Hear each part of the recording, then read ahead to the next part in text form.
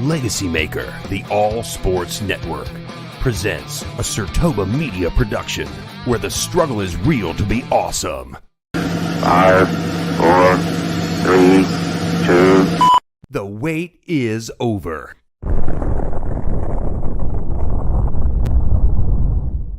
Let's get this thing started.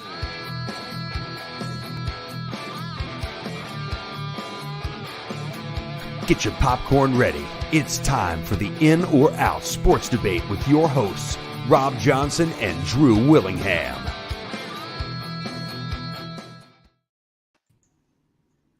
Hello, everyone. We are live with episode 11 of the In or Out sports debate.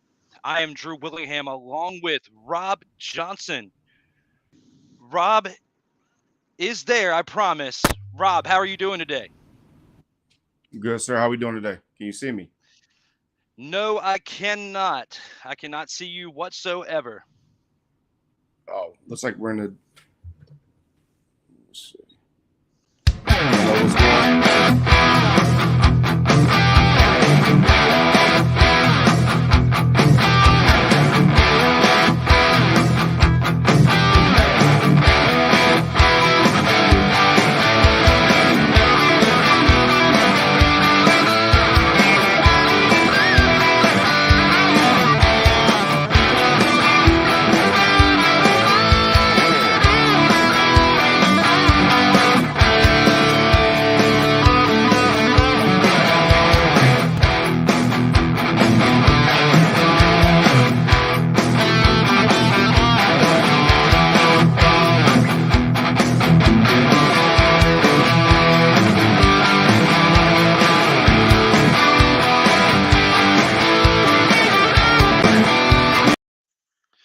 All right, sorry about that, ladies and gentlemen. Let's start that again. Hello, everyone. Welcome to the In or Out Sports Debate, episode 11. I am Drew Willingham along with Robb Johnson. Robb, how are you doing today? I'm good. I think that I was sitting here listening, ready to get going. I think that the sky-high prices of the electricity out here just took us off for a second, Drew. Why the hell didn't you pay your bills? What's the point when you don't have good internet, I guess, these days, man? Why didn't you pay your bills, Drew? Why did you pay your damn bills? I don't want to hear. You know what? Get to round one because you didn't pay the bills. I was black. I'm already black, but I was black to the rest of the people on my screen. Hey, just go to round one, man, because this is ridiculous. Paying your damn bills, Drew. Round one.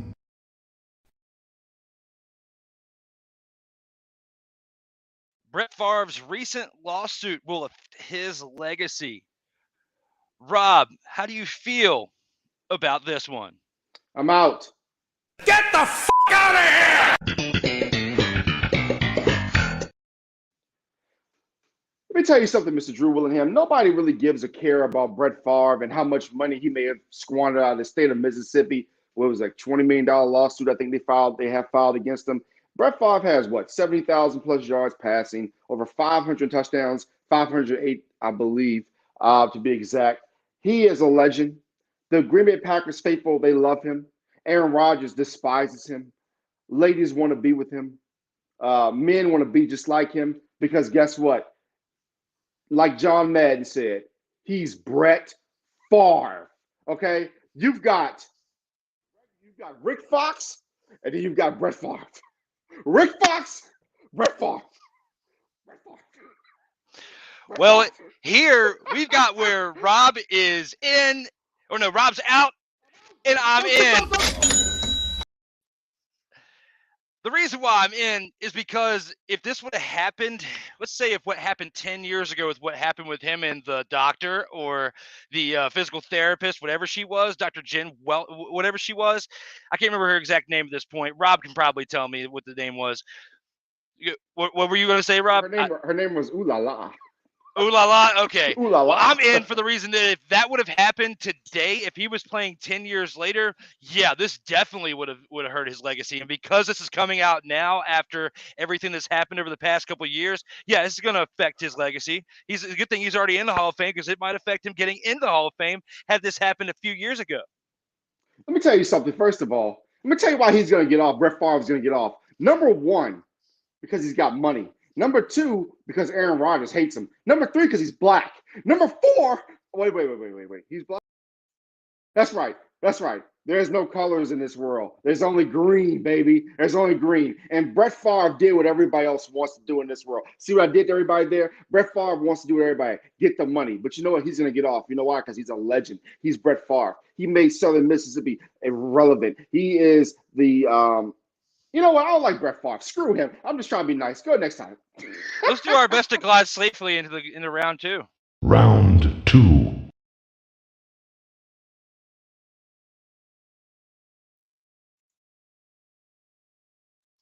Even though it has a different banner right there, let's try the right one. The St. Louis Blues could win this year's Stanley Cup. Rob, what are your thoughts on them possibly being one that wins the Stanley Cup? I'm out. Get the f*** out of here! You know, Drew, you're up here talking about the banner, this and that. It doesn't matter what the banner says. Only thing that matters, yes, St. Louis Blues won championship a few years ago, and they were a really good team. But the Colorado Avalanche are the best team in the remaining the playoffs, along with the Florida Panthers. If you haven't seen the Florida Panthers play, check out the Florida Panthers, as they're going to be going against the Tampa Bay Lightning, who have been dominant in the NHL for a long time. But no, the Colorado Avalanche are the creme de la creme. I'll say this. If St. Louis beats Colorado, they are well on their way to possibly win the championship. But Colorado beat them 2 out of 3 in the regular season. Colorado is just that good. It's great to have the brand of Colorado hockey in the playoffs. But now we need the Detroit Red Wings back. I know that's not on topic, but we need that old school feel back. The Maple Leafs, they lost the last round. They've got to they spent all this money. They have so much youth. They have all these terrific players. They got to get themselves going. But to see the brand of the Colorado Avalanche doing what they're doing is great. So no, I don't think the St. Louis Blues have a chance. I'll give them probably 5 games, and that'll pretty much be it. Maybe 5, 6 games. I'll give them 6 games. But I doubt if this is going to go 7 games at all. The Avalanche are really freaking good, man. Yeah, I got to agree with this. I'm out on this as well. Get the f*** out of here! Basically, I've got to piggyback on what Rob just said. The Avalanche have got a better record over the Blues. Statistically speaking, 7 games better. I feel like the fact that the Blues got in, like they were one of the first teams to make it to the next round, that extra time on the shelf is going to affect them too. I don't even think it's going to go 5 games. I think they're going to get swept. The Blues are going to get swept by the Avalanche, Rob. I mean, how freaking disrespectful can you be, man? This St. Louis Blues team is a damn good team. They played hard the last round. Don't be disrespectful, Drew, to the NHL's version of the Arches, of the RKO, St. Louis. From St. Louis, Missouri, Randy Orton. But look, they're gonna need Randy Orton to come out with an RKO. I can't believe you even threw Randy Orton in there for that. We're going to the next round. Round 3.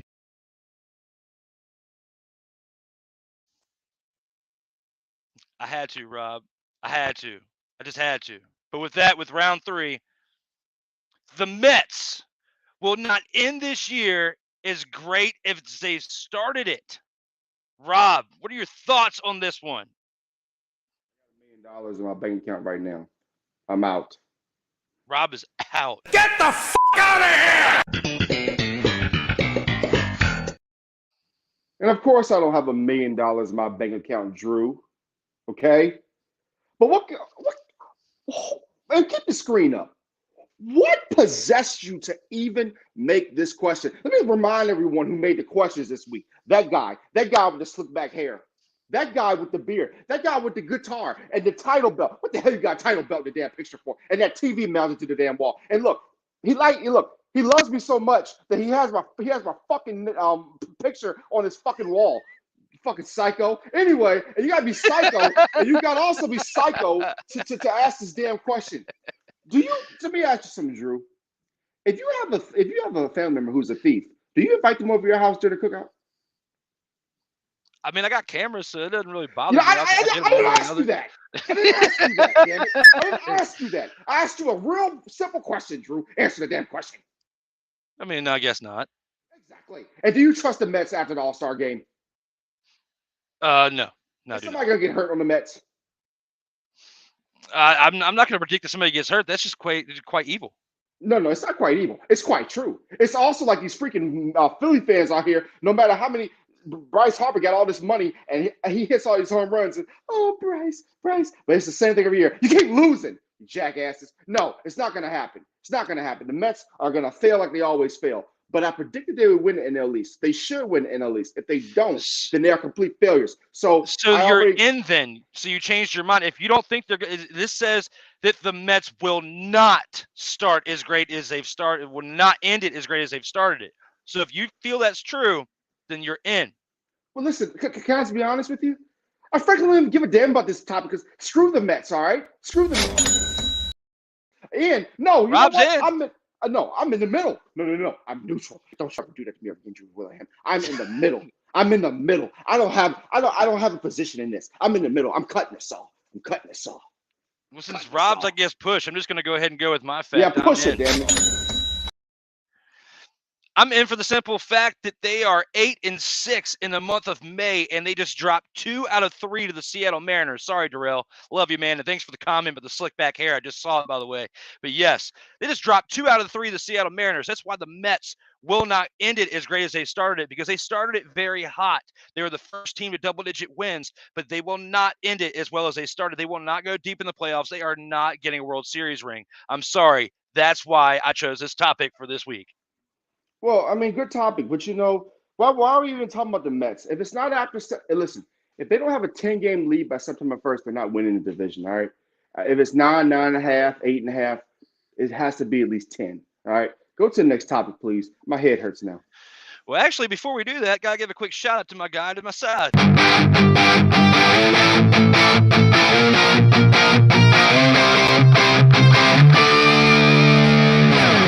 My name is Robb Johnson, of course, and I am the man when it comes to sports, but I also am the man when it comes to nutrition, the perfect water, and the excess energy drink. It gives you all you need for all day. You don't have to worry about crashing. You don't have to worry about having to take a second one or drink a second one. All you need is one. The Empower Water makes you feel good. It hydrates you. I recommend it. So if you guys go to the link right there, or you can just listen to me say it to you, www.amway.com/myshop/Robb Johnson. You will get the best in hydration. And welcome back, everyone. That was Rob's plug right there. And you can go check him out again with what he said in the video at www.amway.com/EN_US/myshop/my Robb Johnson. And let's bring him back. I had to walk away for a second because just since you didn't pay the light bill, I had to go over there for a second because people were trying to run in my house because you weren't paying the damn light bill. Drew, I swear to God, if you don't pay this light bill, man, you're getting people random in my house. We're gonna have a problem, Drew. Pay your light bill. I don't know what the problem is with the Bills, but let's go with round 4. Round 4.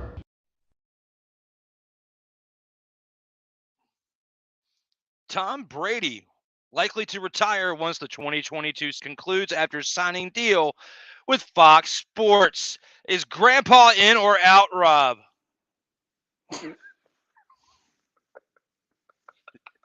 Man, get the hell out of my face. I'm out. Get the f*** out of here!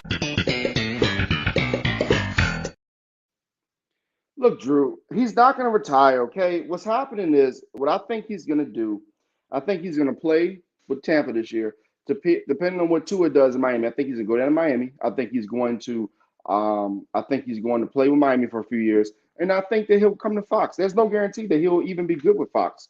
So let's just. And why are you calling Tom Brady Grandpa? You know something? Look at me. I'm so tired of the disrespect of Tom Brady, the legend for the New England Patriots. He's going to get a statue in New England. He's going to get a statue in Michigan. He's going to get a statue in Tampa Bay. He's going to get a statue in Miami, California, New Mexico, Wyoming, South Dakota, North Dakota, Virginia, East Carolina, South Carolina, East Carolina, West Virginia, North Virginia, all the Virginias. Tom Brady's a GOAT. Put some respect on his name. You slick back hair thing. You with the microphone and your fancy beard. Yeah, look, I see you get your beard done. Look at you. Look at you. You think you're fancy now, huh? You're getting that YouTube money now, ain't you? Look at you. You getting a little YouTube. You getting a little YouTube money, aren't you? You feel a little fancy, aren't you, Drew Willingham? Feel a little fancy, aren't you? I see you. But put some respect on Tom Brady's name. I see that drink that Rob just advertised kicked in, but I'm in. Sorry, guys, I am in on this topic for the simple reason of Tom Brady's getting all this money. He's getting 10 years, $375 million just to talk football. Why is he going to keep throwing his body out there? He's going to go out there this year. He's going to get the Super Bowl ring, and then he's going to retire with 8 Super Bowls, 2 with the Bucs, 2 different coaches. See you later. He's going to the booth. Rob looks like he's taking a nap. Sorry to put him to sleep. But there he is. You know what, Drew? You know what? Whatever, man. You know what? You know what? I mean, come on, Rob. 10 years, $375 million. Why would you keep putting yourself out there at 45 after that? You're going to come back for one more year. You already flirted with retirement. You were retired for 40 days. Then you get this big contract. You've got your production company. You're going to get the 8th Super Bowl this year, then hang them up. What's the point of playing after that? Because he's trying to get to 100,000 yards. I've explained this before. He's trying to get to 100K. The only player to ever get to 100K. Come on, man. He'd be known. You know, Bernie Mac is Mr. 3,000. Tom Brady Mr. 100K. Mr. 100K. Yeah. Although that would be an awesome feat that nobody would ever surpass, I don't see it happening. You know what, Drew? Just go to the damn next topic. I'm sick of this crap. Disrespecting Tom Brady with these damn questions. With that, let's go to the final round since Rob's love for Tom Brady is unsurpassed at this moment. Final round.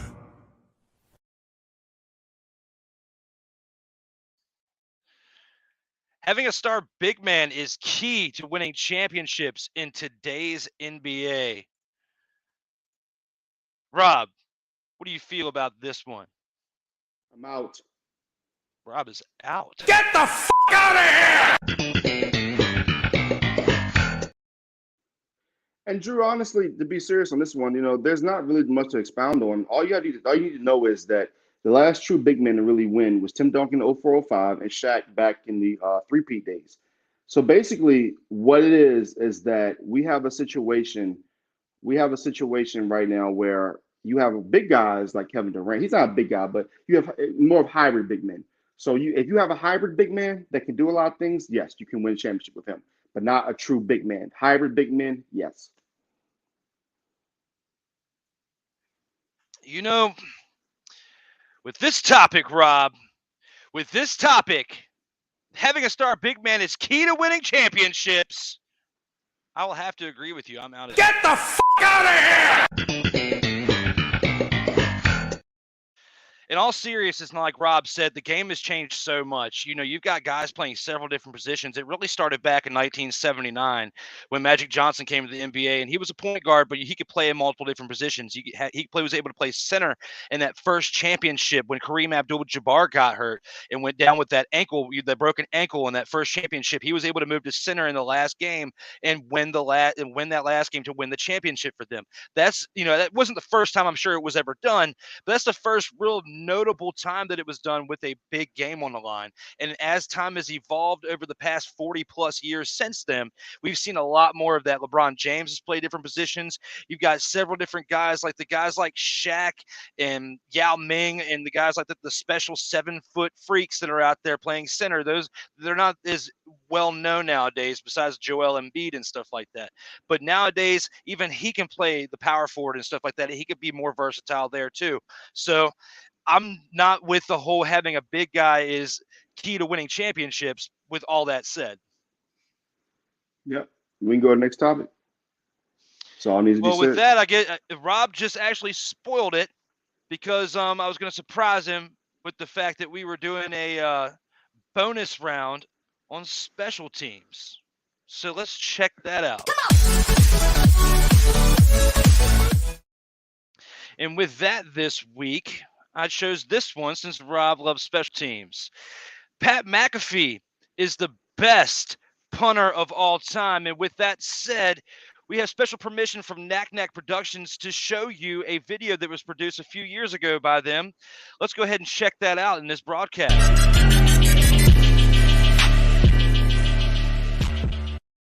Pat McAfee is going to be legend among kickers everywhere.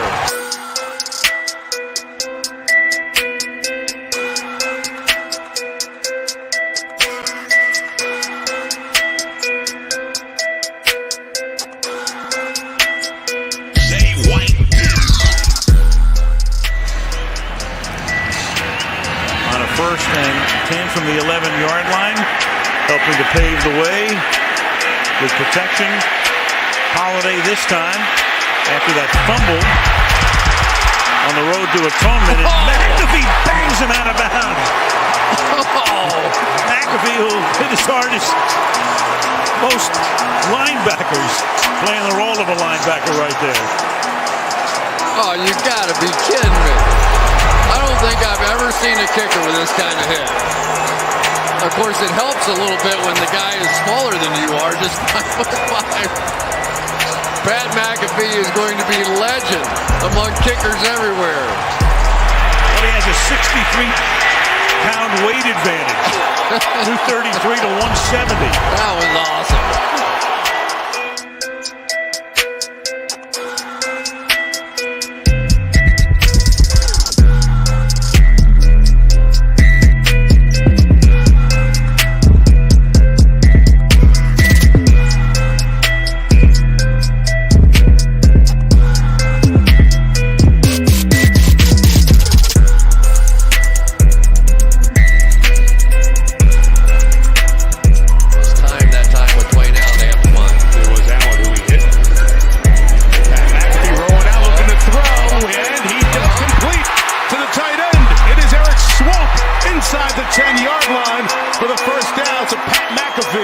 Who's always got a few tricks up his sleeve. With another one, 35 yards, and boy, did the Colts need that. Yes, they did. And for Chuck Pagano, what a great call that one was. Coming over from the far side across the field. And I think that he still had the option to kick that ball, did McAfee, if he wanted to. They had the protection in place, but once he saw Swope break open, go ahead and make a play. Onside kick try. McAfee recovers his own kick. They're the only team in the league this year to successfully get an onside kick recovery. They had nobody there, Jim, to go up there and recover the football. Look at this. McAfee like he's the only man on the field.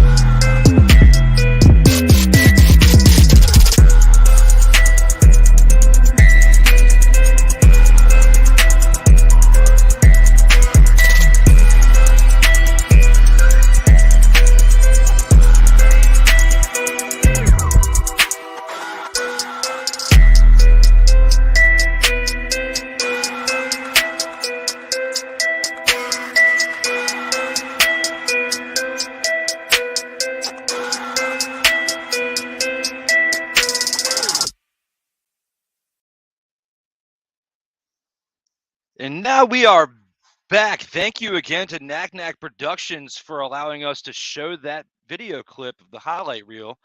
And with that, we go back to our bonus round. Pat McAfee is the best punter of all time. Rob, are you in or out on this? I'm out. Get the f*** out of here!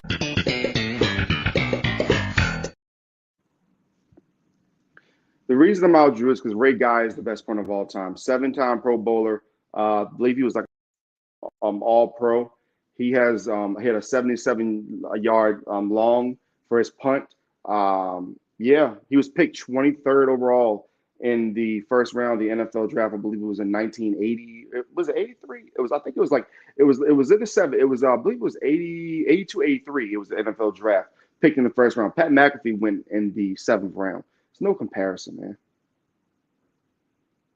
Yeah, but the game has changed quite a bit. Seriously, Drew, you know what, man? Just, whatever, man. I mean, did Ray Guy do this? That time with Dwayne Allen, they have to won. It was Allen who he hit. McAfee rolling out, looking to throw, and he just complete to the tight end. It is Eric Swope inside the 10-yard line for the first down to Pat McAfee, who's always got a few tricks up his sleeve. With another one, 35 yards, and boy, did the Colts need that. Yes, they did. And for Chuck Pagano, what a great call that one was. Coming over from the far side across the field. And I think that he still had the option to kick that ball, did McAfee, if he wanted to. They had the protection in place, but once he saw Swope break open, go ahead and make a play. Did he do this? I don't think I've ever seen a kicker with this kind of hit. Of course, it helps a little bit when the guy is smaller than you are, just 5'5". Pat McAfee is going to be legend among kickers everywhere. But he has a 63-pound weight advantage. 233 to 170. That was awesome. Did Ray Guy do this, Rob? Onside kick try. McAfee recovers his own kick. They're the only team in the league this year to successfully get an onside. Recovered his own onside kick. Let's look at that again. Onside kick try. McAfee recovers his own kick. They're the only team in the league this year. Also was badass enough to get a fumble recovered.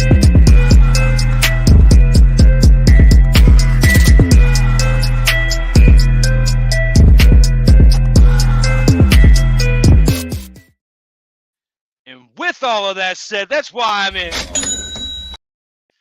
When you got somebody who can produce that many highlights and that versatile in different ways, passing, fumble recovering, onside kick, all of those different things, and tackling too, Rob, he's jacked up more than the one receiving the ball on the other end. That's why I had to go with that. That's why I was in. Sorry for replaying some of the highlights. Or no. That's why I'm in. Yes or no. What did the question ask? The best punter of all time. That's why I said I'm in. And what the hell does it have to do with onside kick? Because that's still more things than just punting. Andy had a no. The question is, who was the best punter of all time? Pat McAfee was never an All-Pro. Pat McAfee he averaged 47 yards a punt on every punt and had 193 punts inside the 20 as well. So yes, nice, that's why I'm also saying he's one of the best punters of all time. Was he a Pro Bowler? He was a one-time Pro Bowler. He was a two-time Pro Bowler in the 7 years he played. Yeah, but he wasn't an All-Pro. I mean, there was All-Pro. Look at how many different punters there were back in Ray Guy's time. No offense, but I trust. And Pat McAfee's a great punter all the time. Don't get me wrong. But I trust the mind of John Madden. Pat McAfee can come over here and debate me all these. He come over here and debate me because we can have a good old time. I can even show him some of our wrestling. But again, Mr. Ray Guy is the greatest punter of all time. I'm done. Well, I disagree. I feel like that he is the best punter of all time because, again, almost 200 punts inside the 20. That's kind of hard. And when you think about how the kicking game has evolved since when Ray Guy was the kicker, Ray Guy was the kicker of the NFL like that because he was the only kicker really like that in the NFL. There's so many better kickers on the kicking and punting side of the game nowadays. Pat McAfee was not only just punting, but was kicking the onside kicks and was doing kickoffs and stuff but the key word was normally punter. the kicker does, Who's but the then you had best Vinatieri. Who's the best punter? Punter only. Pat McAfee, and he would have been solidified that had he played 20 years. If he would have played 20 years like Ray Guy, Ray Guy played like 17, 18, 19 years. So with that, how many years did Ray Guy play? Was he like 17, 18, 19 years? Pat McAfee could still be playing right now, but he chose not to do what we're doing. All right, cool. So with that, Rob's final word is probably that he disagrees about Pat McAfee. No, final word is, guys, hope you had a great show, but I got to go pay some light bills. Rob's paying his light bills. And with that, we appreciate y'all watching. Thank you guys very much for tuning in to episode 11 of the In or Out Sports Debate. I am Drew Willingham, along to my right-hand man to the side, Robb Johnson. Take care, everyone.